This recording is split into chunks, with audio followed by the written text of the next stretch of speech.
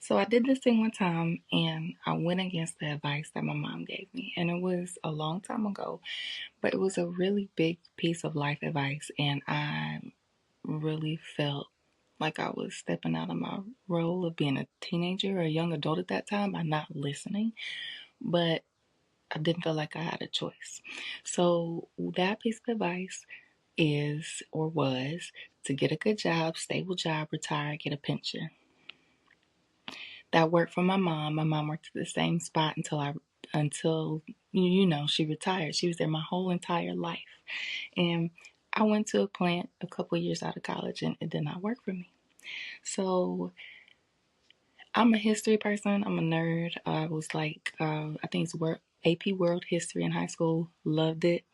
It's just it helps connect the dots with a lot of things. Just going back in time and across the world, just seeing what was going on. But here, and well, for the most part, there's three past stages of how people made money and lived. And that was the agricultural phase where people really just needed food and land to survive.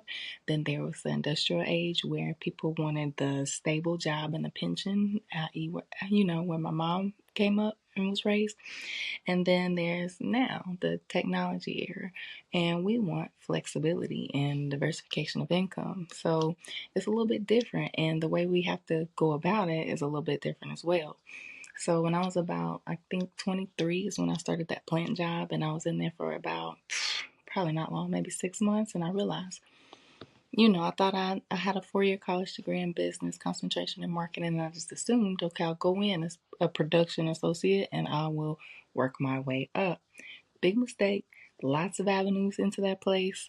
No clue where I was going. Didn't start, false start. Wasn't gonna work. So I was like, bro, why waste my time? So I'm a millennial. I guess I was around 11 or 12 when the internet came out. I understand life before the internet. And that's a whole rabbit hole, so we're not gonna get too far in that today. But I just want you to understand you gotta be adaptable.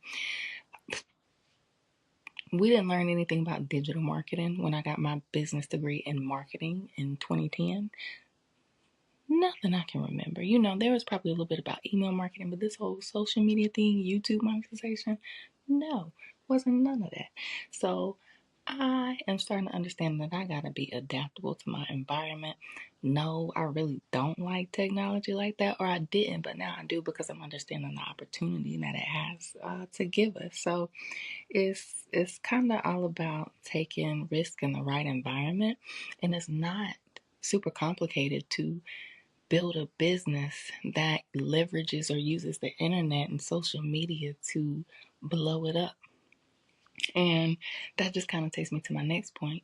So if I'm talking about a business model and the way to run a business, my favorite person story in the Bible is about King Solomon. And if you read his story and you really understand, you start to kind of dig into, he speaks about diversification of income. 7 income streams is in the Bible. I'm not sure if it's from Solomon, but he talks about my favorite, the value of wisdom and understanding and knowledge. He also talks about strategic partnerships. It's never been easier to form partnerships, collaborate with other people, other businesses than it is online now. I mean, everything just goes back to the internet being a benefit to just regular people. Like, there, I had to have a mindset shift. I really did, because Facebook was cool when I was in college, but then after that, I'm like, bro, I ain't got time. Like, I understand, I do, but sometimes I can't. It's just another thing to keep up with. But now that I understand the opportunity and the little bit of risk involved with being able to build a business and share it online for potential clients and customers, to people you can partner with and collaborate with, network with, just being able to do you and teach, talk about what you want to talk about. Like, it does feel better to me. It's 11:44, but I'm about to get this video out today.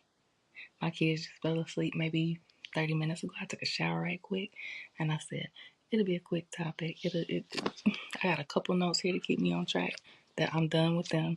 It's been 5 minutes. I got 15 minutes to get this thing uploaded. I did 4 loads of laundry today. I got 2 more left. We took the kids, my boys and my niece to play place today. I mean, clean. Got so much stuff done. Tomorrow's a little bit more chill. My husband's off, but I just want to get in here and talk to you about that topic. Since while I'm thinking about that, another thing, Robert Kiyosaki. I think his cash flow quadrant is the book, bro. The difference between being self-employed and a business owner. Self-employed is basically creating a job for yourself. You don't want to do that. You don't have to do that. So you want to own a business. Create a way that you can own a business that brings you in money that you don't have to be a part of for it to run every day. And it is easy. It's not easier said than done, but it's possible. So I know a lot of my friends or a lot of people that I talk to, they want to start a restaurant, but the failure rate is horrible. So why don't you choose something, a niche, something that you want to specialize in and cater? Do private events. Make a good chunk of money for one sit down. Create a cookbook. Sell a digital product. Even a food truck might be better than just a physical location because a lot of it, we love to eat, we love to cook, but we have to understand the business side behind it and the numbers, the statistics. So there's different ways. And it's all, made possible by the internet. So it's just sometimes you gotta think outside the box. Sometimes you do gotta take that left when everybody else going right. And I don't mind that. I'm at the very, very beginning of mine. I've thought about being a business owner and I've played with this idea for years now. But at this point, I understand all the planning, all the strategy, all the freebies I've created, all the stuff I've done basically comes down to like the effort I put in. It all comes down to serving at the end of that. At the end of the day, and creating value, and actually talking, like actually speaking. I guess I've been quiet and kind of keeping my mouth shut for so long, keeping my opinion to myself, just not causing friction, not wanting to hurt feelings. Now it is kind of liberating to have my own channel and to get to say whatever I want to say. So I definitely appreciate you for being here, and I'm gonna go ahead and upload this one, and I'll be back with another one tomorrow.